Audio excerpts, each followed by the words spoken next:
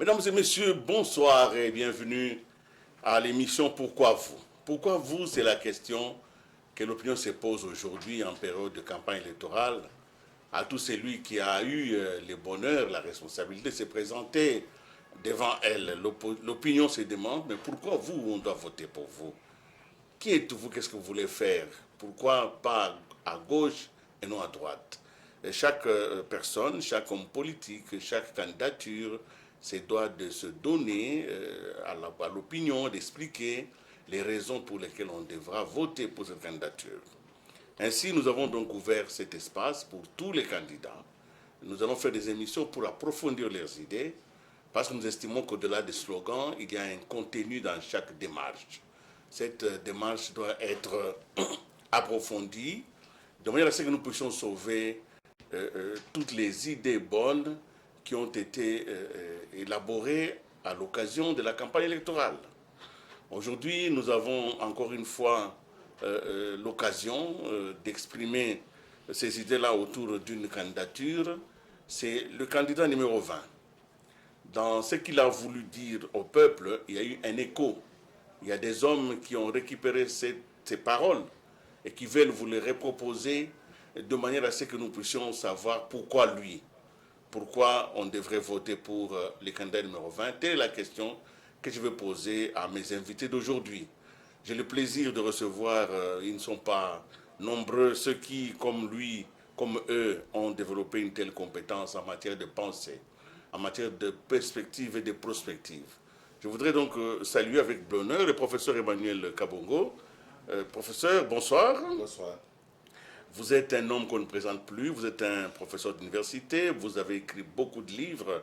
Aujourd'hui, tous les grands maîtres de la pensée africaine, de Cheikh Anta Diop à Mabika Kalanda, vous connaissent parce que vous les avez révisités et vous nous avez proposé des ouvrages importants sur le combat que l'Afrique fait pour son émancipation et sa liberté.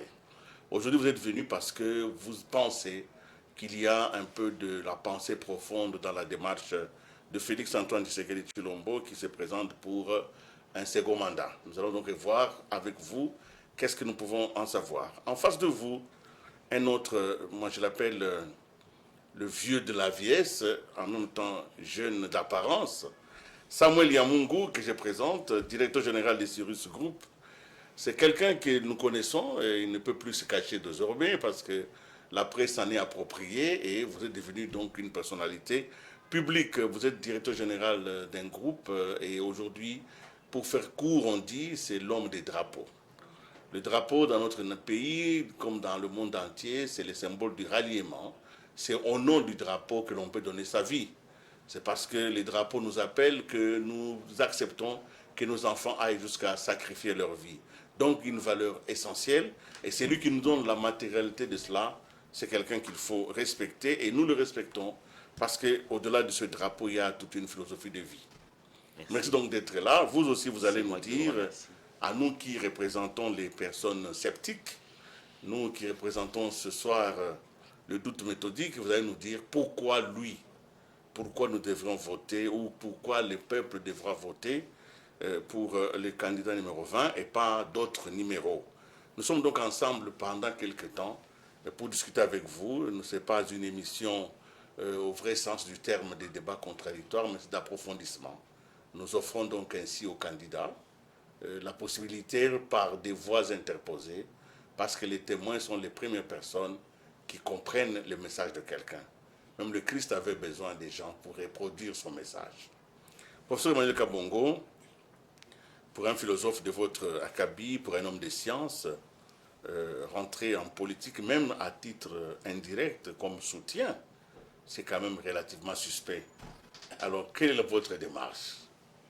Merci beaucoup, cher Willy, pour cette invitation.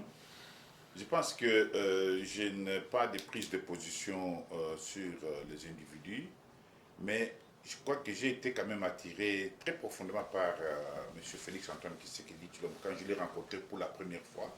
Moi, je suis journaliste depuis 40 ans, mais je n'ai pas eu l'occasion de les rencontrer.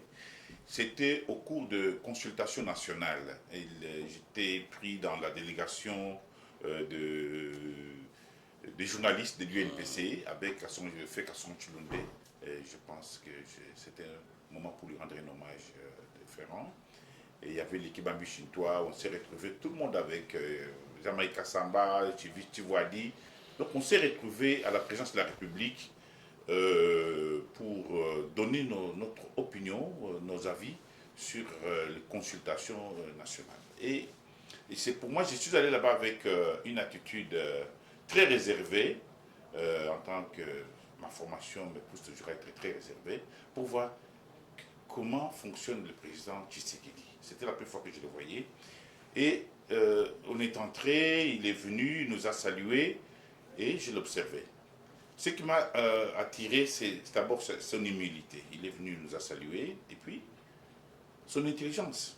Il a exposé son problème calmement pendant 5 minutes. Il nous a dit, voilà, je travaille avec une majorité et qui ne me laisse pas travailler, qui ne fonctionne pas, qui semble m'humilier, qui se plaît à m'humilier. Et moi, j'ai des comptes à rendre au peuple congolais 5 ans après mon exercice. Comment je vais faire avec cette majorité qui ne joue pas les jeux? J'étais surpris parce que la question était posée de façon claire et nette. Et puis, quand ils ont commencé à parler, je l'ai vu prendre un cahier et il prenait note. C'est surprenant, c'était fondamental. Et puis moi, dans ma tête, je l'ai regardé, je disais, mais tu pouvais faire comme Kassavubu. Quand Kassavubu s'est retrouvé il y a 50 ans avec une majorité qui ne fonctionnait pas, il l'a renvoyé dans le pénal. Il a dit, vous les sénateurs, vous les députés, rentrez chez vous. D'ailleurs, les gens ne déguisent pas suffisamment. C'était fait avec une brutalité incroyable. Dans un premier temps, les Kassavubu et Mobutu ont pris d'abord tous les grands leaders, les Kachamura, Nisset, ils les ont mis dans des avions vers minuit, renvoyés à Bukavu, les Kamita, tout renvoyé, tout le monde. Et puis ceux qui sont restés, ils sont rentrés le matin pour leur demander des avis. Ils ont dit non, nous n'allons pas, Monsieur le Président, nous n'avons pas besoin de vous. Nous ne vous connaissons pas. Nous, c'est le monde. Alors là, ils se sont fâchés, ils ont renvoyé. Alors j'ai dit, mais pourquoi est-ce que Tshisekedi qui avait la même possibilité de renvoyer la majorité ici et de faire les élections parce que c'est constitutionnel, il ne l'a pas fait. Alors je l'ai regardé, j'ai vu mes amis en train de parler, et chaque fois ils nous recadraient. Et à la fin, je suis sorti de cette audition avec une impression que j'ai gardée jusqu'à ce jour, que Tshisekedi est un politique doublé d'un humaniste. Je me suis rendu compte qu'en fait, Kassavubu, en renvoyant la majorité de sénateurs et de députés chez eux, avait, démocratiquement parlant, commis l'acte qu'on ne peut pas nommer. Ça signifie que quand vous renvoyez la majorité, vous vous dites qu'il n'y a plus de point de vue. En fait, vous cassez ce qu'on appelle la dynamique démocratique. Il n'y a plus de point de vue. C'est-à-dire que c'est ton point de vue qui va devenir le point de vue prépondérant. Vous ne voulez pas discuter avec les gens. Et je crois que c'est cette comparaison-là qui m'a... Je me suis amené à dire que Kassavubu, que nous aimons tous, que nous respectons tous, est dépassé par Tshisekedi, qui va venir 50 ans après lui, mais qui a été capable de ne pas prendre cette décision antidémocratique de renvoyer la majorité, parce que ça signifie qu'il n'y a plus de point de vue, que les hommes n'ont plus à discuter, que tout se rentre n'est-ce pas, écoutez, nous rentrons dans l'anarchie. Et c'est ça la première impression que j'ai gardée de M. Tshisekedi, qui est profondément indémocratique et humaniste. C'est la même impression que j'ai eue aussi parce que tout tantôt, il était entouré de journalistes qui lui posaient des questions, qui parlaient, et chaque fois il nous recadrait. Je rappelle au jour d'aujourd'hui que ce qui m'a fait plaisir, c'est le Vic Babichintois qui dit au président de la République, il dit, Monsieur le Président, moi je n'ai rien à vous dire, je voulais seulement vous demander que prochainement, quand vous ferez un gouvernement, il faut nommer un journaliste. Et je crois que c'est pour ça que monsieur Mouyaï est là. Et c'est vraiment il a dit oui, je vais en tenir compte. Et il en a tenu compte. Donc pour moi... Donc vous avez un affect, quelque chose que vous avez découvert. Non, moi je ne suis pas quelqu'un qui peut aller sans objectif. Je suis allé le voir pour dire qu'est-ce qu'il est réellement. Et je suis sorti de là frappé par son humilité, mais aussi par sa capacité politique. Parce que quand le président de la République renvoie les chambres, ça signifie que c'est une solution de désespoir. Alors que normalement, on doit pouvoir, dans une démocratie, discuter toujours. Merci, Et merci. je voulais aussi rappeler une chose, parce que nous étions des journalistes, on lui posait des questions, et à un moment donné, quelqu'un lui a dit, mais monsieur le président, vous laissez la presse là, elle est en désordre. Il dit, mais vous voulez que je fasse quoi? C'est à vous de prendre votre responsabilité. Et là, ça m'a rappelé que il dépassait encore Lumumba, parce que Lumumba était le premier ministre congolais à suspendre un journal. Et lui ne l'a jamais suspendu. Oui. La présence africaine a été suspendue par ses anciens copains. Il a fait un arrêté, il l'a suspendu. Et ce qu'il ne l'a jamais fait, je crois que ça fait partie de ces petites choses-là sur lesquelles j'ai formulé mon admiration pour lui et mon respect pour dire que c'est vraiment un bon président. On parlera de beaucoup de choses qu'il a faites. Par exemple, reconstruire le... Nous allons parler. Et on a saisi votre entrée en matière et on comprend très bien que parfois, on ne fait pas attention à certaines petites choses, mais qui sont en réalité de très grandes choses. Alors, Samuel Yamungu, vous êtes ce qu'on peut appeler l'intime proximité des chefs d'État, parce que vous avez le temps d'aller dans leur salon, de parler avec eux, de discuter avec eux, et parfois même d'avoir des apartés assez rares. Parce que quand vous devez poser un drapeau à la présidence de la République, vous ne le faites qu'avec l'autorisation du chef de l'État lui-même. Alors, quel est votre ressenti? Vous êtes là parce que je suppose que vous êtes aussi un soutien à cette candidature. Pourquoi? Pourquoi vous pensez qu'il vous faut absolument? Qu'est-ce qui s'est passé avec vous? Ok, je tenais aussi une fois de plus à remercier la chaîne qui m'accueille, et vous-même particulièrement, et tous les techniciens qui sont aujourd'hui devenus mes frères et mes amis. Et de ce fait, quand je viens à cette émission politique, parce que personnellement, je n'ai pas l'habitude de parler des gens, parce que je suis très mal à l'aise quand je parle des gens. Moi, je suis un de ceux qui aiment parler des idées plus que des gens. Mais par contre, je vais quand même rester dans mon format, dans la manière dont j'ai été formaté. Alors, ce que je veux dire par rapport à ce qui a trait au soutien du président de la République, c'est... Je voudrais aller dans la logique qui a trait à pouvoir, comme l'on dit, ou même lui-même l'a dit, consolider les acquis. Je voudrais dire une chose, que moi, je ne suis pas celui qui soutient la personne, parce qu'une personne est mortelle. Moi, je suis un des soutiens des institutions. Parce que les acquis premiers, pour moi, c'est les institutions. Et cette institution a besoin d'être soutenue, non pas parce que c'est un homme qu'on aime ou qu'on n'aime pas, non parce qu'il y a une histoire, il y a une logique dans les actions. Vous savez, aujourd'hui, nous avons tellement été déprogrammés par rapport à la colonisation. Nous sommes, comme j'aime bien souvent le dire, nous sommes des zombies ignorés. Des personnes qui fonctionnent en mode avion, avec le cerveau déconnecté, mais on se laisse balader et en pensant que c'est nous qui fonctionnons. Vous voyez? Et pourquoi je dis cela? Parce que simplement, je dis consolider les acquis. Parce que simplement, important il est de réaliser une chose. C'est que toute grande, entre guillemets, démocratie, aujourd'hui qui sont peut-être des modèles, vous verrez que cette démocratie a une histoire. Et au-delà de son histoire, a un socle philosophique, une pensée. Donc ce qui revient à dire quoi? Même la France, vous voyez, allez, on parle malheureusement français.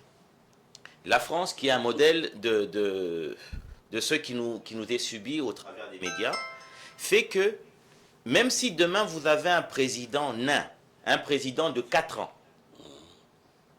de 16 ans, parce qu'on a eu un jeune président, même si demain on nous mettait un président qui a 8 ans, il va faire la même chose que De Gaulle, ainsi de suite. Pourquoi? Parce qu'ils ont des acquis qui consolident. Les hommes passent, mais ils gardent le même principe. Mais chez nous, nous n'avons pas, on a déstabilisé nos socles institutionnels, philosophiques, logiques, vous voyez, au point que le Kilelo, les hommes, quand vous voyez aujourd'hui la campagne, elle se passe avec beaucoup d'invectives. Et les gens qui sont dans des comparations de musiciens, pendant que l'essentiel n'est pas dit, n'est pas vu. Parce que simplement, on veut ne pas être tolérant dans des erreurs que les hommes peuvent faire, ou bien dans des choses qui ont été faites, ou bien qui n'ont pas encore été faites. On est tellement exigeant avec l'autre, au point que nous ne nous humanisons plus. Tout à l'heure, le professeur a dit que le président était quelqu'un d'humain. Mais je voudrais que l'on comprenne une chose. S'il est humain, nous devons aussi l'être.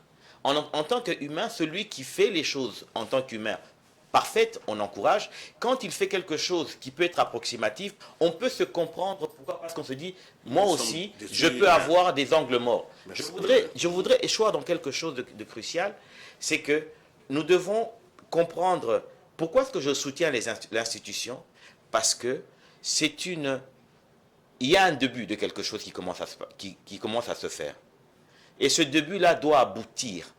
Et chaque fois que le marketing démocratique au travers des élections arrive, fait que ce qui commençait à être fait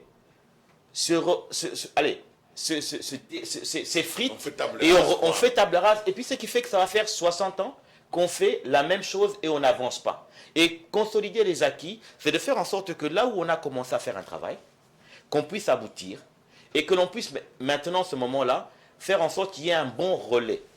Très bien. Et dans cette démarche-là, je pense que je soutiens ce monsieur qui est d'abord en tant qu'humain, je soutiens cette institution parce que c'est un organe de volonté, de progrès, raison pour laquelle on appelle institution de la République. Merci beaucoup, cette entrée en matière. Nous allons aller un peu sur le terrain. Hein, et je vous ai dit que nous sommes à...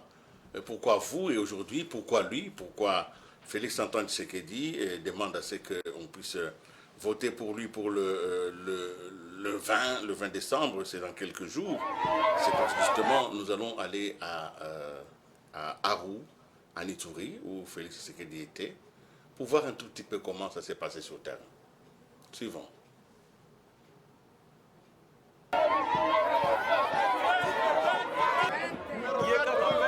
Chansons et cris de joie à l'honneur de Félix Antoine Tshisekedi Tshilombo, candidat numéro 20 à sa propre succession, est arrivé cet après-midi dans le territoire d'Arou.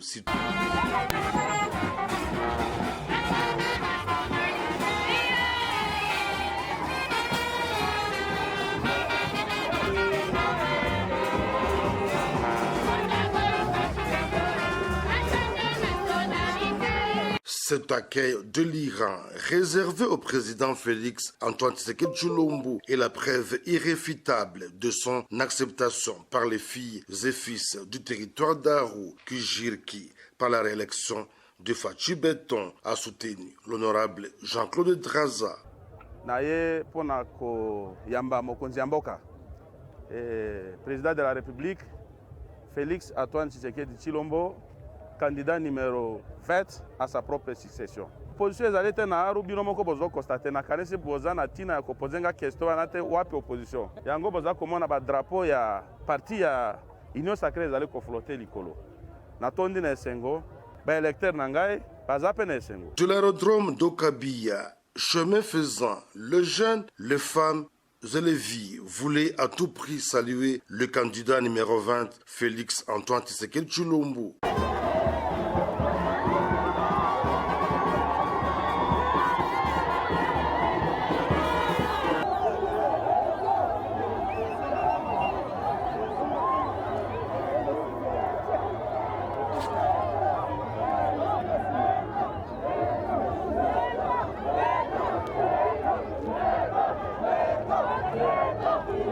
C'est devant les bureaux administratifs du territoire d'Arou que la population a témoigné son soutien indéfectible au candidat numéro 20 en répondant aux questions de Félix Antoine Tshisekedi Tshilombo avant de parler du programme de 145 territoires qui marche sans désemparer. Le 20 décembre, Moula enoka te motonio sonanzela ya élection. Est-ce que boyebi numéro vous votez? Est-ce que boyebi numéro? Et ça numéro combien? Numéro combien? Au regard de cette marée humaine observée à Bounia le mardi dernier et aujourd'hui en territoire d'Arou, une province sous état de siège sous la gouvernance du lieutenant général Luboyanka Shomadjouni, démontre clairement que l'Ituri était reconquis au profit du candidat numéro 20, Félix Antoine Tshisekedi Tshilombo. Revenons un peu sur ce plateau. Là, vous avez vu, c'est très loin. on se pose la question de savoir comment ils font tous ces candidats pour affronter un territoire aussi puissamment vêtu de précarité. Hein. Comment ils font, professeur? Comment peut-on dire comment... Il y a quelque chose qui m'émeut toujours, c'est ce qu'il arrive au pouvoir presque 60 ans après l'indépendance, et les 50 années qui précèdent son arrivée au pouvoir ont été occupées par des prétoriens, c'est-à-dire 32 ans de Mobutu et 18 ans de M. Kabila. Des prétoriens signifient des gens qui ne croient qu'en la loi de la force. Ils ne croient en rien d'autre. Et on l'a vu. Parce que moi, j'ai fondé sous Mobutu, on nous disait qu'il y aura des bulletins rouges et des bulletins verts. Mais il n'y a jamais eu de bulletins rouges. Il n'y avait que des bulletins verts. Parce que quand je posais, je dis, mais où sont les bulletins rouges? Ah bon? Tu veux dire le contraire? Donc, nous avons connu, ce sont des périodes de très grande déshumanisation, comme voulait le dire mon ami et collègue, des très grandes déshumanisations. 32 ans du pouvoir de Mobutu, ce pouvoir s'est terminé dans la rue ici. Moi, je suis directeur du potentiel. C'est dans la rue ici où j'ai vu Zingzong avec ses amis, avec des chars de combat, en train de boire la bière chez Planète J. Et quand on demandait, mais vous avez bu de la bière, vous pouvez payer, ils tournaient la canonnière pour abattre, casser tout ce qui était là. Donc ce pouvoir s'est terminé dans la rue. Et la conséquence de ce pouvoir, l'impact de ce pouvoir sur le peuple congolais, c'était une débilitation monstrueuse. Totalement, tu l'as dit tout à l'heure, débilité, totalement nue, et sans force intérieure, sans aucune résilience. Parce qu'en fait, quand vous soumettez un peuple à la faim, qui devient famine, vous amenez le peuple à ne pas aimer ces pays-là. C'est signifie que sous Mobutu, car à la fin des années de Mobutu, les gens disaient Tote Kambokoyu. Les gens ne les rappellent pas. C'est sous Mobutu qu'on a dit.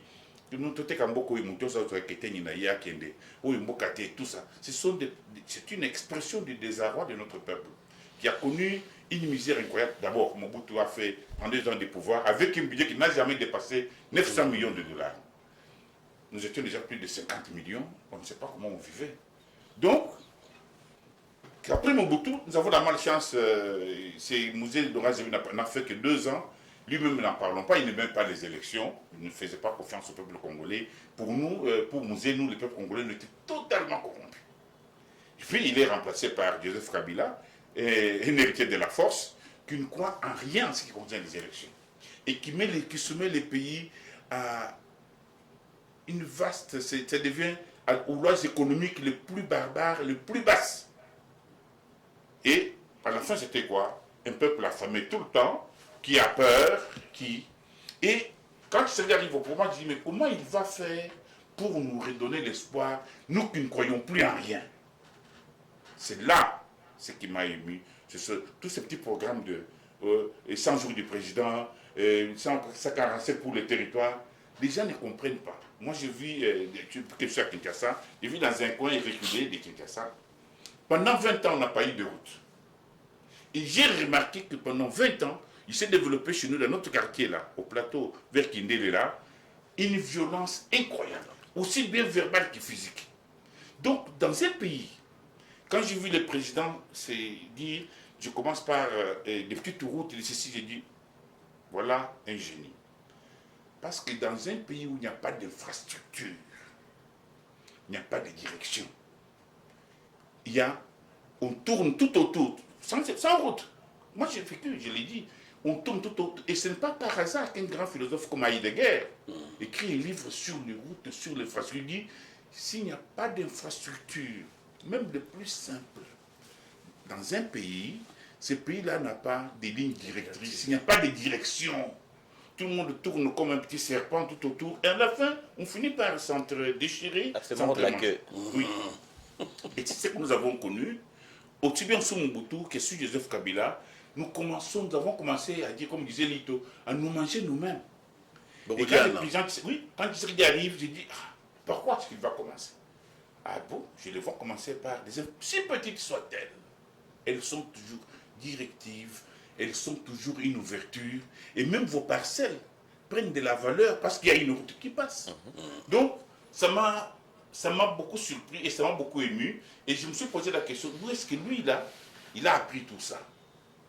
Parce qu'il y a toujours un discours ici qui dit il n'a pas fait l'université, il n'a pas fait... Mais ce qu'il a fait, lui, c'est la meilleure université du monde. Il est né dans une famille, la première dynastie politique congolaise, où un papa, à 26 ans, est déjà ministre. Et parle... Ça signifie quoi un papa qui est ministre, qui parle... Il parle du pays. Donc, à table. À table, c'est-à-dire... Et puis, lui qui a accompagné son père dans tous ce déclassement, oui, péripéties, il est chassé, il est dans une prison. C'est-à-dire, la nuit, il peut lui parler, dire, et c'est pas pour rien qu'après avoir commencé avec les routes, tu sais qu'il entreprend sur la corruption, sur le vol, en donnant de l'autorité à l'IGF, en réveillant le... Donc tout ça, toute cette programmation-là, pour moi, a été la preuve que nous avons à la tête de l'État un homme qui communique profondément avec son peuple. Et ce que vous voyez là, ce ne sont pas des choses qui se font artificiellement, non. Chaque Congolais a envie de voir Tshisekedi. Il dit aussi a envie de voir chaque Congolais. Et vous le voyez à Goma là avec des enfants qui sont blessés à la main, qui s'élève lui-même, il va tenir un enfant à la main, il dit mais il faut me l'amener à Kinshasa, il faut qu'on l'amène.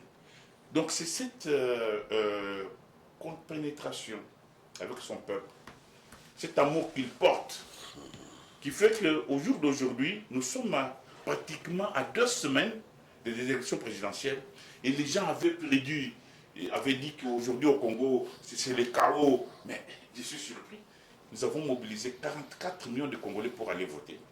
Et tout se passe tranquillement, avec bonheur. Il n'y a pas de coup de feu, il n'y a rien. Tout le monde est convaincu. Et moi, je rends hommage à notre peuple. Lui qui a connu Mobutu, qui n'aimait pas les élections.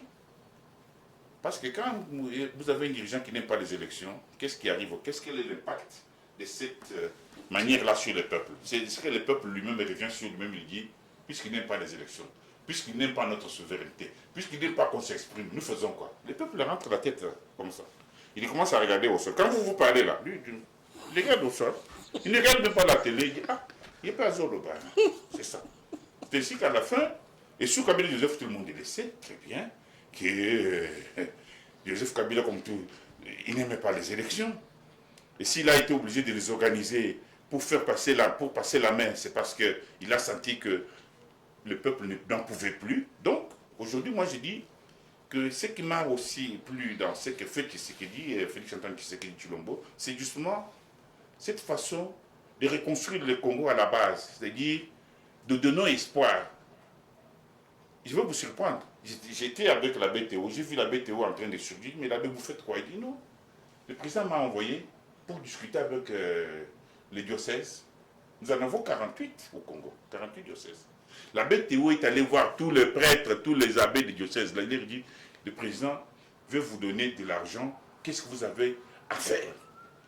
Ils ont fait un plan incroyable de dispensaires de ceci. Il a dit, bon, on va donner à chaque diocèse $1 million. Prenez d'abord 300 millions. Prenez 300 millions, 300 millions. Et aujourd'hui, quand on parle, j'ai dit, mais quelle idée géniale de commencer la construction du Congo. Ce n'est pas seulement les 100 jours. Hein. Il a commencé avec des diocèses ici. Il y en a 48 qui ont reçu de l'argent, qui ont construit au jour d'aujourd'hui des dispensaires, des écoles techniques. Mais c'est incroyable. Je dis, mais voilà quand même quelqu'un qui communique, qui sent que non, il y a des besoins primaires qu'il faut commencer par là. Ne parlons pas des peut-être 135. Voilà. Ça, c'est autre chose. Alors, un homme politique, le président de la République soit-il, pose des actes. Comment parvenir à institutionnaliser, parce que c'est votre credo, comment ces actes peuvent être un acquis institutionnel? Parce que généralement, quand on pose un acte, c'est pour son profit personnel. Comment faire pour que les actes que pose Félix Tshisekedi deviennent des acquis finalement et que ça rentre dans les acquis de la nation? Mais simplement par le narratif, par l'histoire racontée.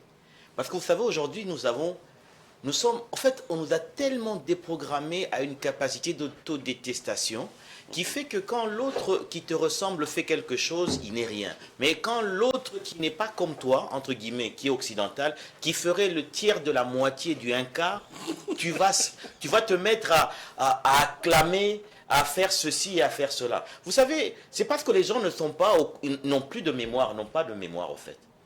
Nous avons tellement d'acquis que si on devait les mettre en tas, eh bien on fera des montagnes plus grandes que le Kilimandjaro. Saviez-vous cela? Vous savez, il y a une chose qui est importante, c'est de savoir, c'est que ceux qui nous prêchent la démocratie, qui aujourd'hui, à chaque 2 ans, viennent nous mettre la pression, c'est-à-dire à peine que tu es élu, une année et demie, ils viennent commencer à te parler des élections prochaines pour que tu ne puisses pas être en mode aisé à faire les travaux, comme il est en train de le dire tout à l'heure, mon professeur en face de moi, des petites choses. Parce que vous savez, une personne en paix produit. Mais une personne agitée, il est en mode survie. Donc, à peine élu, allez, on commence à Et dire c'est une technique, 2028, 2032. Mais c'est une technique occidentale pour pouvoir empêcher les nations africaines à se construire, parce que leur but, c'est de ne pas vous voir construire. Parce que le jour où vous vous construisez, comme il a dit tout à l'heure avec le livre qui parlait des infrastructures, le jour où vous mettez des infrastructures, serait déjà la symbolique de réconciliation, fera en sorte que directement, ils vont retourner au Moyen-Âge. Vous voyez? Donc, par rapport à cela, il est important de vous empêcher de vous réconcilier, de vous construire ou de vous reconstruire au travers de la pression qui a trait à leur thématique qui est... En fait, c'est une thématique néocolonialiste qui a pris une forme, entre guillemets, humaniste en appelant cela démocratie. Mais deux fois, je suis épaté, effaré des fois du fait que nous avons des intellectuels qui sont dans le droit, qui sont dans tout ce qui a trait à des notions académiques, qui a trait à l'économie politique ou encore à la science po et tout ça, mais qui n'ont pas le réflexe de pouvoir être assez puristes au point de pouvoir définir les mots pour mieux comprendre les choses. Parce que vous savez, certains mots que nous avons se trouvent dans la définition des mots. Vous comprenez? Parce que quand on retourne d'abord dans la logique de la démocratie. Démocratos, hein? D'abord j'aimerais dire que le mot kratos, ce n'est pas le peuple qui parle. C'est la symbolique de, on appelle cela comment? Ce genre de médailleux ou de piercing que l'on mettait dans le nez de la vache pour le contraindre à pouvoir prendre une position ou une autre. Et les démocrates, les démos, là, la partie démo, ce n'est pas le pouvoir du peuple. Non, c'est le pouvoir de l'élite. Parce qu'à l'époque grecque où l'on parle de démocratie, il faut souligner que les Grecs n'étaient pas en démocratie. Ils étaient sous une politique féodale d'esclavage. Parce qu'il y avait les différents, il y avait les phocéens, il y avait toutes ces personnes-là. Donc, à quel moment les esclaves pouvaient avoir le temps de dire « moi je veux ceci, moi je veux cela ». On nous a vendu une illusion qui fait que aujourd'hui nous avons acheté et tu trouves des non, je suis constitutionnaliste, je suis ceci, cela, mais les bases intellectuelles qui constituent ton expertise académique est biaisé. Parce que dans la définition de cela est contraire de ce que tu prêches comme évangile. Raison pour laquelle tu vois, dans cette même technique, qu'est-ce qu'ils font? Ils viennent, après 1 année et demie, commencer à te mettre la pression pour te faire le kratos, à ce que tu puisses commencer à être guidé à volonté, à volo. Pour dire, si tu veux qu'on te laisse du temps, libère-nous telle opportunité minière, libère-nous tel contrat, libère-nous ceci, libère-nous cela. Vous voyez? Alors, donc, il est important de savoir une chose, c'est que vous ne pourrez jamais arriver à manger à satiété avec les instruments ou avec les instruments de nourriture qui n'est pas des vôtres. Vous voyez? Nous allons continuer ce débat qui est très bon, mais nous quittons Aru Touri, c'est très loin, hein? Nous allons un peu descendre un tout petit peu ici. Le pays est vaste et peut-être que l'on ne s'en rend pas compte. Le président Félix Tshisekedi, candidat à sa succession, était à Kassangoulou. Là, c'est un peu pas, c'est en même temps loin de Kinshasa et près, parce que les réalités du Congo central sont totalement différentes de celles de Kinshasa. Nous allons suivre ce reportage de son passage à Kassangoulou. Moutana Zubokonzi, c'est vrai, ce qui te l'ongoli bamboula mibale à Liboso, oyo bandeko na biso ya FCC bazalaki kotungisa ngai moyen nakende na mboka liboso te ntango kaka tolongoli bango tobongoli majorité bandeko misusu ya FCC balongwe kuna balandi biso mboka ebandi komonana esika ezali kokende.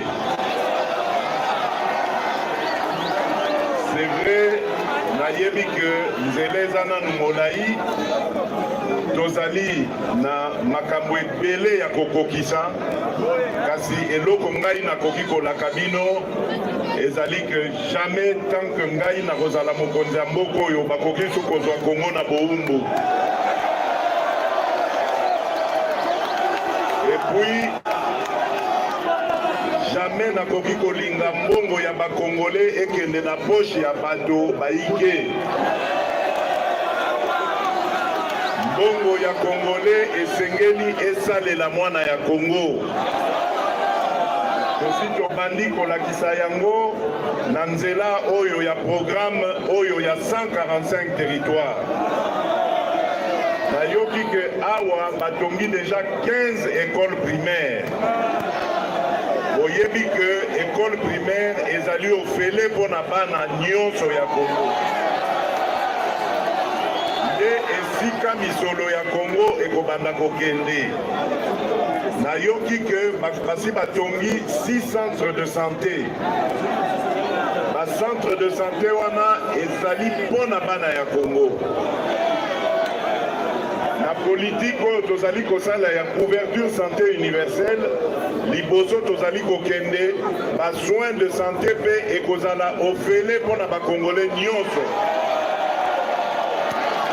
Na ngonga oyo nazali koloba na bino tosi tofongoli deja nzela mpona bamama na bana oyo babotami sika. Na banzi boyoki na Kinshasa, na Congo central, na Grand Bandundu, déjà tosi tobandi gratuité ya maternité. Tokokoma bongo di Congo mobimba et puis tobandi ko développer na ba secteur misusu gratuité ya ba soins de santé. La politique oyo ya biso ya 145 territoires na lingina beta sete na likambo etali mosala ya bilanga po bilanga nde tata bilanga nde mama ya solo na mabele ya Kongo nyonso okokuta minere ya talo ya solo kasi minere eumelaka seko na seko te. Na moyibi oyo bayibi biso yango deja bambula eleka ebele esengeli totia mayele na biso na misala ya bilanga to pe agriculture. Yango nde ekosalisa mboka, yango nde ekotombolo mboka, yango nde ekopesa misala na bilenge basi na mibali. Pona yebi susi na bino wana bino ba jeune. Bino ba jeune boza na besoin ya misala. Misala bokozwa yango kaka na leta te. Bokosana te. Leta ya solo aza kopesa misala.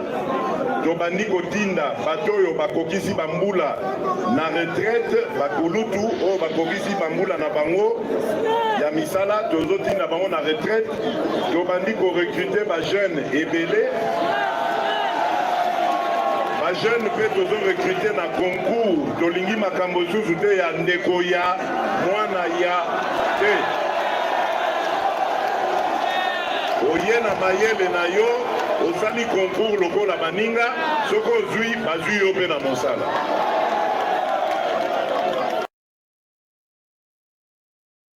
Là, nous revenons sur ce plateau. Pourquoi vous? Une des questions, je commence par vous, Samuel Yamungu. On dit que le président candidat fait beaucoup de promesses. Parfois, ceci paraît être comme une faiblesse. En même temps, je me demande il doit certainement avoir déjà entendu ça. Qu'on lui dit que vous faites trop de promesses que vous ne réalisez pas. Mais dans sa nature humaniste, dans sa façon d'aborder les choses, faire des promesses peut être perçu comme une qualité.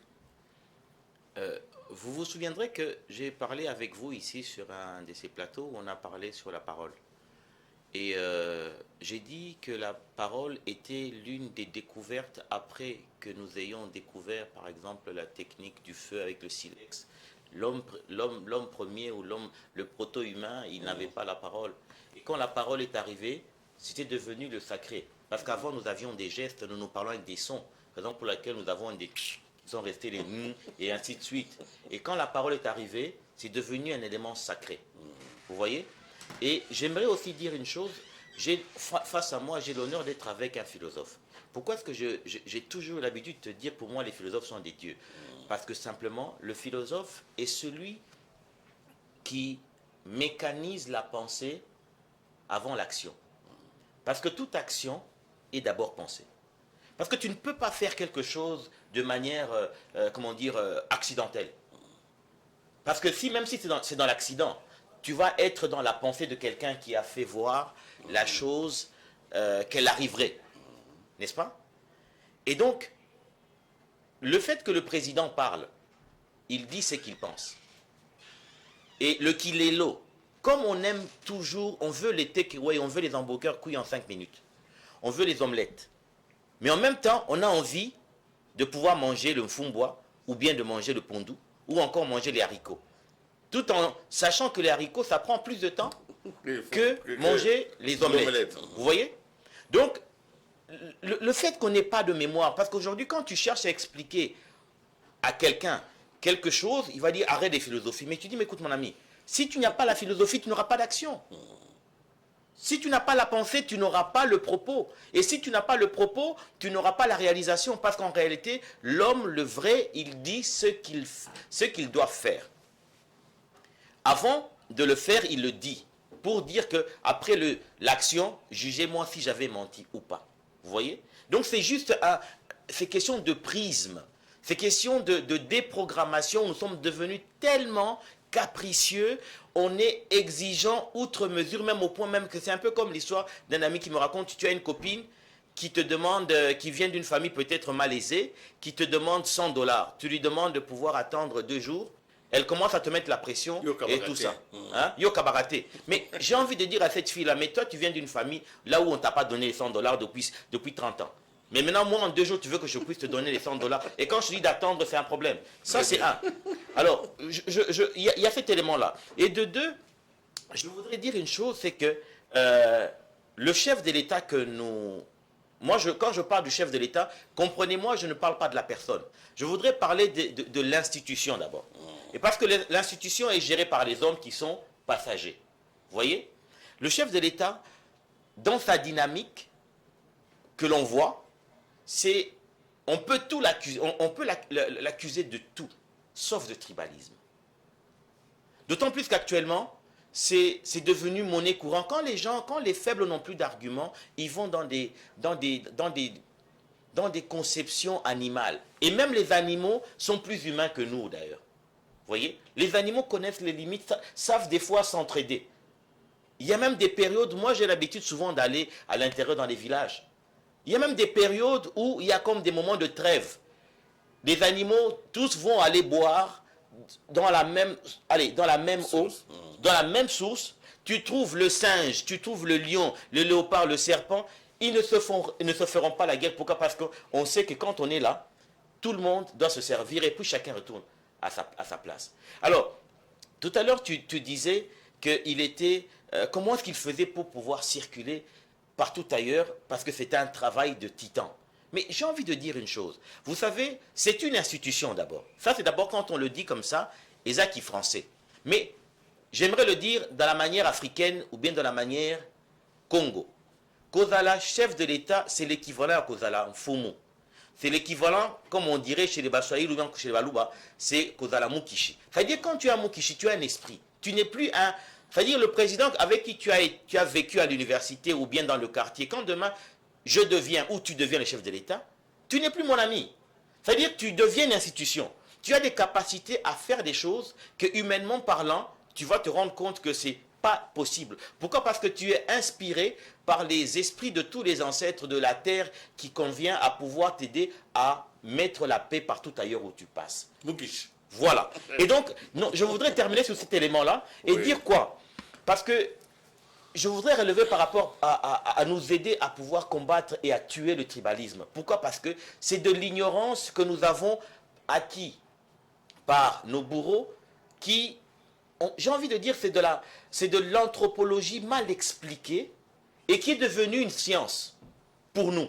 Quand le fait déjà que tu acceptes que tu puisses être ethnicisé, okay? Ou bien tribalisé, non notre tribu. On n'est pas des tribus. Cette manière d'appeler les peuples tribus ou bien ethnies, c'est une manière anthropologique de dominance sur des peuples afin qu'ils puissent être déstructurés, afin qu'ils soient malléables à l'action de prédation. Et maintenant, vous acceptez l'appellation, le narratif. Tout à l'heure, je vous ai dit comment faire pour consolider les acquis ou les choses. Il faudrait promouvoir le narratif positif, non pas le narratif comment on appelle ça, d'infamie. Parce que le tribalisme, c'est une acceptation d'être déshumanisé, être mis comme Sarkozy disait que l'Africain c'est un être qui n'a pas d'âme, il est dans la perpétuel recommencement. Non, la chose est celle-ci, c'est parce que simplement nous prenons ces termes-là en français ou Nandenge Amindele. Mais si on doit dire quelle est ta tribu, en lingala on dit Ekolo. Ekolo veut signifier simplement ceci.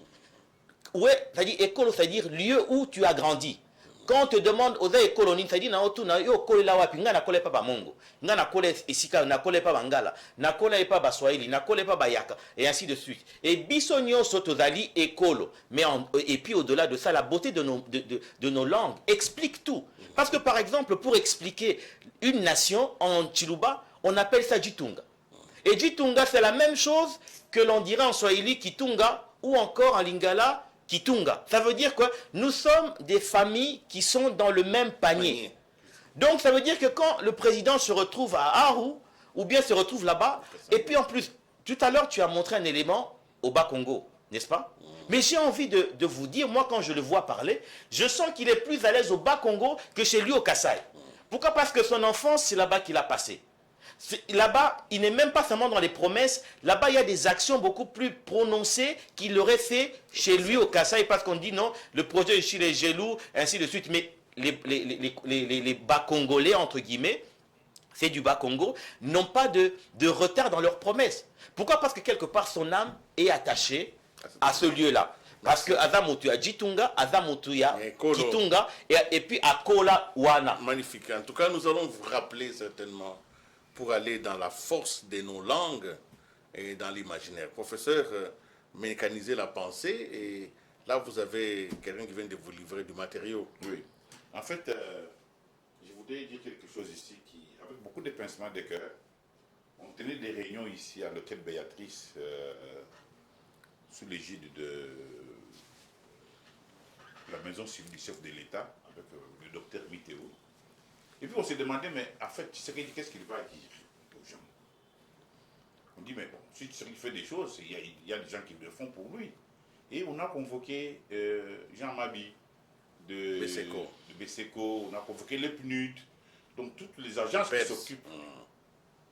Ils ont fait pendant une semaine, ils nous ont parlé de ce qu'ils ont construit, ce qu'ils ont fait. C'est surprenant.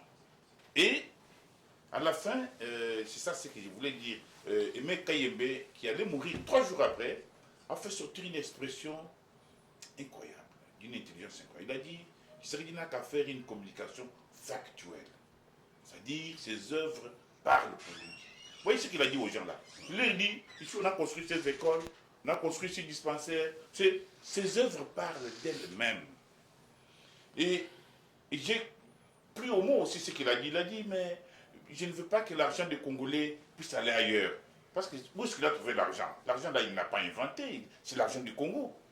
Et il a répété les mêmes mots que Lumumba en 60. Lumumba dit, l'argent du Congo doit servir les Congolais pour être heureux. Et c'est pour ça qu'il a été tué. Parce qu'en fait, Quand Lumumba est mort, ceux qui sont venus après, qu'est-ce que Mobutu a fait en fait? Toute la bourgeoisie qui va, n'est-ce pas, financer la guerre de Kagame au Congo. Mais cette bourgeoisie, c'est au Congo qu'elle s'est enrichie. Miko, Kaïga. Il y a une histoire que je vais vous raconter de Miko quand il est venu installer le téléphone ici. Il a pris toutes les fréquences. Et quand Mbemba, le vieux Mbemba, papa Mbemba, a fait comme celle, pendant 3 ans, il n'a pas pu fonctionner parce que Miko ne voulait pas céder de fréquences. Cette bourgeoisie-là, elle n'a pas voulu céder. Et ce sont des militaires, Mobutu n'a rien dit.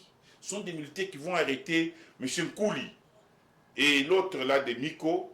Ils vont les mettre en prison pendant quelques jours pour dire vous ne mangez pas, vous ne prenez rien. Tant que vous n'avez pas trouvé de solutions. Ce sont des militaires. Alors que le président Mobutu était là, il comprenait la situation. Donc, Kaïka a géré le fait que tout ça. Donc, c'est pour vous dire qu'à un moment donné, l'argent qu'il devait, c'est qu'il utilise, que Tshisekedi aujourd'hui utilise pour construire. Ça ne vient pas d'ailleurs. C'est l'argent là qui a été pris par, comme il l'a dit, par des étrangers, par des gens qui viennent d'ailleurs. On le verra aussi sous Kabila. Sous Kabila, on verra beaucoup de Dan Gertler, des gens comme ça qui viennent prendre tout l'argent. Et puis, et même des grandes banques. Je me suis toujours demandé pourquoi est-ce que les premiers banquiers après la banque de Kinshasa, le deuxième banquier, Papa Kundel, pourquoi est-ce qu'il a perdu sa banque BIC. Il était contraint par Kabila. Contraint par Kabila. Pour vendre à Dan Gertler. C'est ce qu'on appelle tuer la classe moyenne, c'est-à-dire tuer l'argent qui peut servir le Congo. Donc, et là, à ce niveau, moi, je dis, compare toujours Tshisekedi avec le monde, je dis, voilà, il sait que l'argent qu'on doit utiliser ne peut venir que du Congo. Il faut seulement l'encadrer, mettre des gens. Et je voudrais finir pour dire, Tshisekedi n'a pas... Il y a des gens qui peuvent dire tout ce qu'ils veulent. Mais sa communication est factuelle, c'est-à-dire tout ce qu'il dit là, c'est fait. C'est vrai que notre peuple a connu 50 ans d'une période de grande désorientation. Vous savez, les peuples ici, quand vous les malmenez, quand ils souffrent là, il acquiert une mentalité désorientée. Il ne croit plus en rien, même pas en lui-même. Il est incapable, moi j'ai vu dans un coin reculé, mais les gens sont incapables de cultiver même, de faire des légumes que toi tu faisais à l'université. Oui. Alors c'est incroyable. Donc cette désorientation-là, je crois que ça va arriver facilement. Parce que nous parlons d'argent, nous parlons de choses qui sont faites. À mettre fin à cette désorientation. Voilà. Nous allons prendre un dernier élément sur la réception des écoles qui ont été cette fois-ci construites en Ituri, parce que c'est la première province qui livre finalement les éléments du PDL 145. Ça a commencé partout, mais en Ituri, je ne sais pas si c'était par la magie de ce peuple qui est industrieux, qui est courageux, qui a subi beaucoup de traumatismes, mais qui a quand même tenu à rester dans ce pays, qui n'a pas été séduit par les chants des sirènes. Nous suivons ce reportage. De l'abstrait au concret, le programme local de développement des 145 territoires, initié par le chef de l'État, Félix Antoine Tshisekedi Tshilombo, hier un rêve dévié, aujourd'hui une réalité. Un programme de développement à la base, au total, 35 infrastructures scolaires sont construites en territoire d'Irumu, Mambasa et Ndjougou à Ituri, une province sous état de siège. Le territoire d'Irumu compte 13 infrastructures sociaux de base. Le gouverneur militaire de l'Ituri a réceptionné provisoirement, ce mardi 21 novembre courant, 3 infrastructures éducationnelles dont l'école primaire Rijumba, Ndaungba et une école primaire à Bogoro. Ces bâtiments sont équipés, électrifiés et dotés de meubles pour un financement de plus de 600 000 $ américains, un projet mis en œuvre par le BCECO. Au nom du commandant suprême des FARDC et de la PNC, le lieutenant-général Boyanka Chamadjoni a remis les clés aux responsables de ces établissements. Il a en même temps invité les parents à veiller à la protection de ces ouvrages avant de prôner le pardon, la réconciliation pour le développement de la province. Toutes ces populations ont adhéré à la vision du chef de l'État. Je suis là aussi pour rassurer les enfants qui vont aller à l'école, rassurer aussi les jeunes qui vont travailler, n'est-ce pas, qui vont rentrer dans leur ferme pour l'élevage. Ce que je peux leur dire, c'est garder vraiment ce bien pour que leurs enfants, effectivement,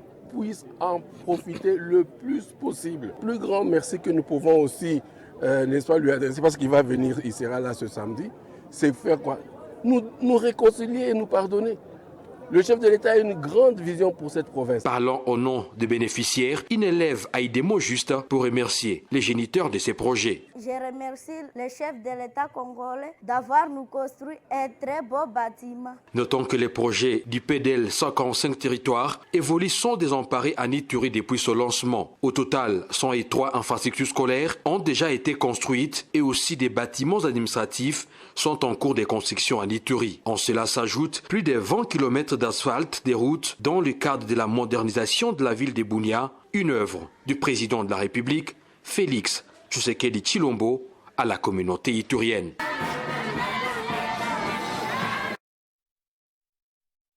Une question avant de boucler cette émission, je vous la pose à vous. On peut se dire, mais il y a quand même une évidence, il y a des choses qui ont été faites, il y a quand même des écoles, des routes et tout ça.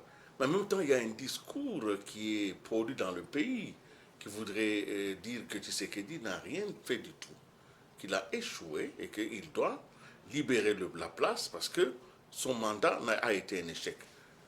C'est vrai que le témoignage des sens et le jugement de l'intelligence voudrait quand même que quelque part ces choses qui ont été faites soient visibles, même à ceux qui ne l'acceptent pas, même à ses adversaires. Comment vous considérez la promotion de son échec? C'est vrai qu'il n'a pas tout fait non plus, hein? Mais pourquoi même le début là n'est pas accepté? Professeur, pourquoi? C'est ce que j'ai dit tout à l'heure. Il y a au Congo une sorte de doute, même pas doute méthodique, mais une sorte d'incrédibilité. Parce que les gens ne croyaient pas que Tshisekedi allait faire tout ce qu'il fait là. Je crois que c'est la honte. Vous savez, moi, quand on a commencé la gratuité de l'enseignement, un homme politique m'a appelé, il m'a dit, Kabongo, prends un peu d'argent, fais-moi une étude. Est-ce que cette gratuité peut être soutenue? Est-ce qu'elle vaut la peine? J'ai mis à place une équipe, on est allé travailler dans machine à partout là-bas. Les conclusions étaient incroyables. En fait, on a vu des écoles, des enfants qui avaient 12 ans, qui rentraient à l'école en première année primaire, document qui passe que l'air babanda concerne 4 000 francs pour un enseignant, juste pour réalité. Et il avait 12 ans, ils sont rentrés. Mais c'est incroyable. On a récupéré en moins d'une année 1 million d'enfants, deuxième année 1 million d'enfants, et aujourd'hui on est à 6 millions d'enfants à récupérer. Et tous les jeunes gens que vous voyez qui sont devenus des colons ici, c'est depuis que Mobutu avait coupé le salaire des enseignants en laissant le cardinal Lichou dire son histoire, que bon, les alitaires, les enfants sont partis pour 3 000, 4 000 francs. Et c'est incroyable. Donc, cette gratuité, moi je suis un enfant de la gratuité de l'enseignement parce que j'ai étudié sur Kassavoubou. Sans cette gratuité-là, moi je n'aurais jamais étudié parce que nos parents, on sortait d'une guerre d'indépendance, on sortait d'une guerre de Balouba et de Louloua et on n'avait pas de sous, on était tous perdus. Et c'est cette gratuité-là qui m'a permis à moi d'étudier. Et au jour d'aujourd'hui, quand je vois cette gratuité, ce qu'elle a donné, j'ai des petits-enfants, mes petits-fils et mes propres enfants au Mouamba, dans une des meilleures écoles de Kinshasa, où ils ne payent pas l'argent. Et ça m'a aidé, ça m'a permis qu'en 1 année, 2 ans, j'ai pu construire un mur de soutènement pour ma parcelle. Donc, des gens peuvent raconter ce qu'ils veulent. C'est-à-dire il y a une désorientation généralisée, surtout auprès des élites. J'entends des gens qui m'appellent et disent, Kabongo, est-ce qu'on ne peut pas laisser cette histoire des élections pour aller faire un dialogue? Je dis, mais vous êtes fous. Le dialogue là, c'est ça qu'on appelle tuer le peuple. Franck Fanon disait que si vous voulez tuer un peuple, si vous voulez les rendre esclaves, ne lui reconnaissez pas la souveraineté et faites des commissions et des commissions, faites des dialogues, c'est-à-dire tuer sa souveraineté. Et ce que vous voulez là, c'est ça tuer la souveraineté. Donc moi je crois que on ne peut pas, je ne peux pas me laisser faire, me laisser entendre par de toutes ces petites élites qui tournent aussi, qui passent tout leur temps à écrire des faussetés sur les réseaux sociaux, parce que ça aussi, c'est sur les réseaux sociaux qu'on raconte toutes ces bêtises-là. Mais les gens qui ont vu, moi j'ai vu, j'ai fait ce travail-là, j'ai été payé. Je vous jure que la gratuité de l'enseignement, comme aujourd'hui, c'est comme nous avons la gratuité des soins médicaux pour les accouchements. Ce sont des œuvres majeures. Parce qu'en fait, quand Mobutu a voulu tuer le peuple congolais, qu'est-ce qu'il a fait? C'est en 67, dans la constitution de 67, que Mobutu enlève la gratuité de l'enseignement, qui était dans la loi fondamentale, et il laisse l'obligation de l'enseignement, mais enlève la gratuité. Nous sommes en 67, dans cette constitution-là. Et il a fallu attendre des années et des années pour que nos enfants disparaissent. Et quand en 89, il chasse Kengo, il dit on ne peut pas vivre de la rigueur. Mais en fait, le mal était déjà fait parce qu'il avait cessé de financer les routes, il avait cessé de financer les hôpitaux. Et si nous avons eu la conférence nationale, c'est parce que les gens se sont mis, nous nous sommes tous mis en 89 dans la rue de façon permanente. Sans aller travailler, on disait on va mourir. Et j'ai vu mes amis, mes grands frères de Bavela, les docteurs Numbi, qui sont tous morts à cause de cette cause, à cause de la famine congolaise. Les gens ont aujourd'hui l'impression que la famine c'est aujourd'hui. Non, c'est faux. Il a commencé depuis longtemps, surtout sous Mobutu. Et aujourd'hui, que Tshisekedi est en train de reconstruire ce filet social. Il n'y a pas de peuple sans filet social. Si un peuple ne se sent pas pris en charge par l'État pour l'enseignement, pour les soins médicaux, le peuple n'existe pas. Comme disent les latins, c'est là où il y a la paix, c'est là où il y a le bonheur qu'il y a ma patrie. S'il n'y a pas ce filet social-là, les gens quittent le pays, fuient, vont ailleurs. Donc, monsieur Willy, je peux vous le dire, moi, l'enseignement, la gratuité de l'enseignement, c'est une réalité grande comme ça, qui tue même les yeux. Si les gens ne veulent pas y croire, ce sont des petits discoureurs qui croient que leur discours va faire quelque chose. Non. Les enfants, nous tous, nos enfants le savent. La gratuité des accouchements, c'est une prise en charge incroyable. Aujourd'hui, moi, je vois des hôpitaux qui font la pub, disent non, venez chez nous accoucher gratuitement parce que l'État nous paye. Donc, nous n'allons pas nous laisser tomber toutes ces histoires faites par le président Tshisekedi, qui sont de grandes choses. La nation s'est construite dans le partage. Les gens ont le sentiment d'être abandonnés quand ils voient l'argent circuler, l'argent aller de là-bas, sans qu'eux en profitent. C'est ça le partage. Je peux même vous dire que la gratuité de l'enseignement, c'est un financement direct des ménages. Quand des pères ne payent plus les $200 que nous payons au mois en bas, et ils doivent l'utiliser pour autre chose, les enfants peuvent avoir du lait, vous pouvez avoir du carburant, les emmener à l'école. Donc je crois qu'au jour d'aujourd'hui, nous ne pouvons pas fermer les yeux. Et nous avons un président de la République qui est devenu, comme disait Obama, comme une chance pour le Congo, comme une véritable bénédiction, c'est Obama qui l'a dit, et j'y crois aussi. Et nous devons ouvrir les yeux, et je suis content de cette émission, dire aux gens que ça existe, ces choses-là, ça existe. Ce sont des acquis. Nous allons continuer. Avec un deuxième mandat, il va consolider, et nous aurons un Congolais qui n'aura pas peur de lui-même, qui n'aura pas honte de lui-même. Donc je crois que... Merci beaucoup, et nous finissons par vous. Oui, nous allons donc consolider nos institutions. Ben, je voudrais rebondir sur le mot que tu viens de dire, consolider les acquis. Non pas parce qu'on est en train de faire une redondance de slogan de campagne, mais simplement là, nous sommes dans un débat intellectuel, nous ne sommes pas dans un débat de propagande. Nous sommes... C'est-à-dire c'est le bon sens qui nous fait réfléchir, au fait. Pourquoi consolider les acquis?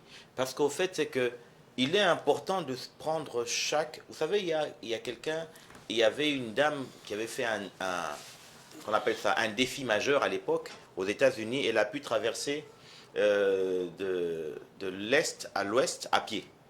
Et quand finalement elle arrive en Floride, entourée des caméramens et tout ça, et on vient lui poser la question... Madame, félicitations pour votre défi relevé et tout ça. Comment avez-vous pu faire cela pour arriver jusqu'à destination? Vous savez quelle était la réponse de la dame? Je n'ai fait que mettre un pas devant l'autre et j'y suis arrivé. Donc, c'est-à-dire que l'addition des petits font des grands. Alors, consolider les acquis, c'est simplement, vous voyez, tous les éléments là que nous sommes en train de citer, ok? Ce sont, une fois de plus, comme tout à l'heure, je t'ai dit qu'il est important de faire du narratif qu'on appelle ça, de cette résilience, d'un peuple malgré la contradiction de l'évolution, pour dire, malgré l'involution dans laquelle tout le tableau réuni pour qu'il involue, il arrive à se créer, il arrive à s'inventer. Il est important de faire de la communication dessus. Nous sommes aujourd'hui faits tels que nous aimons les Congolais brillants quand ils sont morts. Là, en ce moment, on commence à parler de bien d'eux. Quand ils sont vivants, on ne sait pas reconnaître nos héros vivants. On préfère parler de Kant, on préfère parler de Sartre, on va dire Obama a dit, Napoléon a dit, et ainsi de suite. Mais nos héros, qui sont comme nous, on a tendance à considérer comme étant des vides historiques. Mais tant que nous allons rester dans cette position-là, il sera difficile de pouvoir imaginer un Congo debout. Pourquoi est-ce que je parle encore de consolider les acquis ? Consolider les acquis parce que le modèle démocratique que nous avons ici à la française, il est important de savoir où est-ce qu'elle a été inventée. Elle a été inventée, j'ai la grâce d'être en face de moi, j'ai le professeur et philosophe et qui est historien, qui pourra peut-être me contredire ou pas. J'ai envie de dire une chose, c'est que la démocratie ou la république en France, elle est née grâce à quoi? Grâce au fait que les maçons girondins et jacobins ont eu à pouvoir financer, orchestrer la rébellion pour faire tomber la monarchie, et qu'aujourd'hui, les constitutions maçonniques qui fait que la France elle est assise sur une logique maçonnique, et toutes les constitutions en Afrique, même chez nous, le sous-bassé de nos constitutions, elles sont girondines ou jacobines, elles sont maçonniques. D'accord? Nous combattons la franc-maçonnerie, mais nous appliquons la logique franc-maçon dans nos constitutions. D'accord? Alors, eux, ils consolident leurs acquis par le fait de vous imposer un torchon pour que ils soient sûrs que vous n'allez jamais décoller, afin que vous soyez prenables à souhait. Mais maintenant, consolider les acquis. Eux, ils font leur consolidation des acquis, qui fait que, comme je vous ai dit, même si demain il y avait un président de 3 ans, il va faire la même politique que De Gaulle ou ainsi de suite. Pourquoi? Parce qu'ils ont des acquis qu'ils veulent avoir. Et maintenant, nous, par le souci du relèvement, il est important de prendre tous les petits pas que Kasavubu a fait, que Mobutu a fait, que Kabila le père a fait, que Kabila Joseph a fait, que les petits pas que Tshisekedi Félix est en train de faire, pour voir que si vous les additionnez, vous allez vous rendre compte que ce sont des pyramides géantes. Et par rapport à cela, important il est de pouvoir consolider les acquis. Pourquoi? Parce qu'on doit avoir des acquis mémoriels. Parce que c'est grâce à la mémoire que nous pourrons arriver à nous projeter pour l'avenir. Et consolider les acquis, c'est aujourd'hui prendre comment dire, grâce à cette mémoire, arriver à nous réconcilier tout en sachant que, tel que nous sommes au Congo, nous sommes des familles. Au fait, en réalité, nous devons arrêter dans notre narratif qui, des fois aujourd'hui, que vous répétez, vous les médias, et que nous, des fois intellectuels par bêtise, nous répétons en disant « nous avons 450 ethnies ». Non, on a 450 familles. D'accord? On a 450 familles venant de la même mère et du même père, et qui sont dans le même panier qu'on appelle le Kitunga, parce qu'au fait, le Kitunga en question, là, partout on le dépose, on ne le dépose jamais avec une famille sans les autres. C'est pour cela que nous sommes complémentaires dans toutes nos actions. Ce que moi je ferai pour moi va avoir de l'impact pour l'autre, et ainsi de suite. On est interdépendants, et dans cette dimension-là, nous rachetons, nous empruntons le narratif des médias occidentaux, le narratif intellectuel programmé qui fait que nous ne puissions jamais voir les choses que nous... C'est-à-dire notre élan de progrès, plutôt que nous célébrons des choses artificielles de l'Occident qui sont éphémères. Pour preuve aujourd'hui, elles commencent à se démontrer dans leur chute complète, n'est-ce pas? Pendant qu'aujourd'hui, le président est en train de dire aujourd'hui qu'il fera en sorte que l'argent du Congolais ne soit pas pris par quelqu'un d'autre. La volonté, là, c'est déjà une démarche. Merci. Cette volonté est une démarche parce que quelqu'un d'autre, plus jeune, ou encore plus jeune que moi, va prendre cette parole pour dire « je vais travailler avec mes acquis, les acquis de mon peuple pour que demain je sois comme encore. Donc pourquoi il est important de pouvoir consolider les acquis? Au-delà de Tshisekedi, cher peuple congolais, ne nous mettons pas dans la position de pouvoir invectiver. Il est éphémère, lui, il est passager. Mais les acquis sont éternels, parce que c'est pour nous tous. Parce que dans Kabila Joseph, il n'y a pas que du mal. Hein. Dans Mobutu, il n'y a pas que du mal. Dans tous les autres, alors tout ce qu'il y a de bien, quand on les met ensemble, je pense que nous sommes capables de pouvoir monter une science factuelle.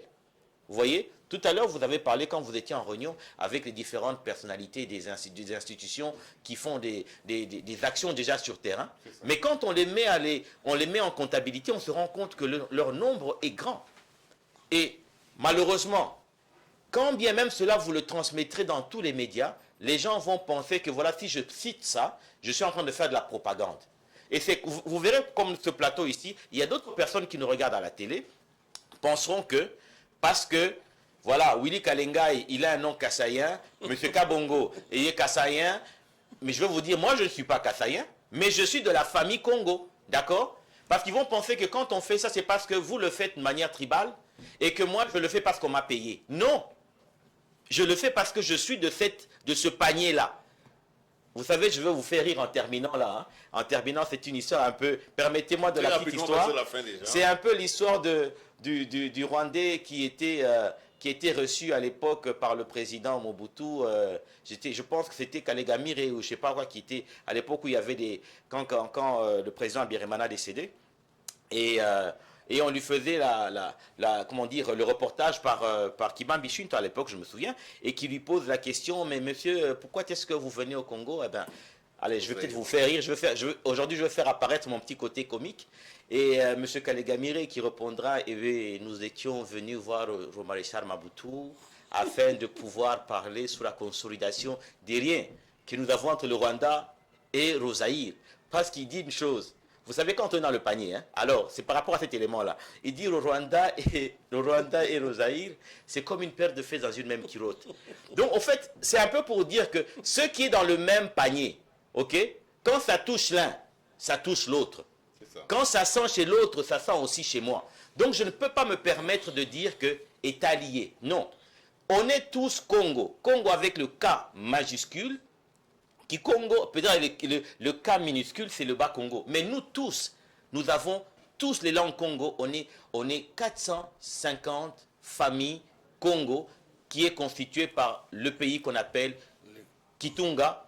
Et donc, ça nous intéresse. C'est notre avantage de consolider ces actions. Merci Samuel Yamungu. Merci de ces cris de cœur, des efforts que vous faites pour pouvoir insister sur certaines évidences. Merci, nous avons cette émission, pourquoi vous, nous n'avons jamais caché notre intention de départ. Nous voulions savoir pourquoi Félix Antoine Tshisekedi, pourquoi lui sera voté ou non le 20 décembre. Plutôt oui. Bien sûr, le 20. Alors, nous avons eu des réponses, vous nous avez donné vos réponses, parce que demain, ça sera peut-être un autre candidat qui viendra ici avec... ces personnes, pourquoi lui? C'est important de sauver les idées, et je crois que j'en ai retenu deux de mes invités, deux idées essentielles. D'abord, Samuel Yamungu qui nous dit, et je crois qu'il a raison, nous sommes tous dans un même panier, et il a cité les trois mots que moi j'aime bien en langue. Il parle des écolos, il parle des Ditunga, parce que Boalouba a Ditunga, hein, donc c'est ce que les Balouba disent, pour les écolo, hein, pour les Bangala, nous nous identifions à la terre qui est notre mère. Cette terre nous met ensemble dans un destin solidaire. Et c'est important que les choses qui arrivent dans le pays, nous puissions les consolider. Il y a une autre chose essentielle, et je crois que c'est ce que le prof aujourd'hui, Emmanuel Kabongo, a dit, qu'un peuple qui n'a pas d'infrastructure n'a pas de directive. La direction pour un peuple, c'est d'avoir une connexion et d'être quand même pourvu d'un certain nombre d'infrastructures, parce que les infrastructures créent la structure et arrivent à la superstructure. La pensée est assise sur l'organisation, et toute organisation est assise sur un aménagement matériel. Je crois que c'est important de le savoir aujourd'hui. Et les personnes dans ce pays qui viennent ajouter aux infrastructures existantes d'autres infrastructures, elles ne font que donner des bonnes directives. Nous sommes donc en période de campagne électorale, donc que Samuel ne se soucie pas, c'est une émission de campagne, hein, et toutes les campagnes sont telles, il ne faut donc pas s'en offusquer, et n'invitez pas de faire de la propagande, les bonnes idées doivent être propagées, et la propagande, ce n'est pas un culte de la personnalité, c'est une activité scientifiquement organisée.